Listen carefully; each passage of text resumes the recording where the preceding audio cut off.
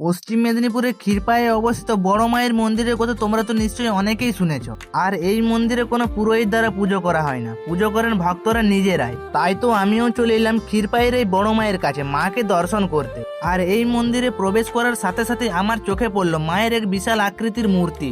মায়ের এক হাতে রয়েছে পৃথিবীর প্রতিকৃত, আরেক হাতে রয়েছে সাদা পায়রা। শোনা যায় বেশ কিছু বছর আগে এই অঞ্চলের জনাইকু শত্রুদেব রায় মায়ের এই মন্দিরটি প্রতিষ্ঠিত করেছিলেন শ্মশানের উপরে। তারপর বন্যার জলে ক্ষতিগ্রস্ত হওয়ার ফলে এই মন্দিরটি আর নতুনভাবে নির্মাণ করেন। আর এই মন্দিরটির ঠিক পাশেই রয়েছে ছোট মায়ের মন্দির। মাকে দর্শন করার জন্য কিন্তু বিভিন্ন অঞ্চল থেকে প্রতিদিন প্রচুর ভক্তের সমাগম ঘটে এবং অমাবস্যার দিন এখানে বিশাল বড় করে মায়ের পুজো করা হয়। আর আপনারাও কমেন্ট করে জানান এই মন্দিরে আগে এসেছেন কিনা, আর কে কোথা থেকে ভিডিওটি দেখছো সেটা কমেন্ট করতে ভুলবেন না।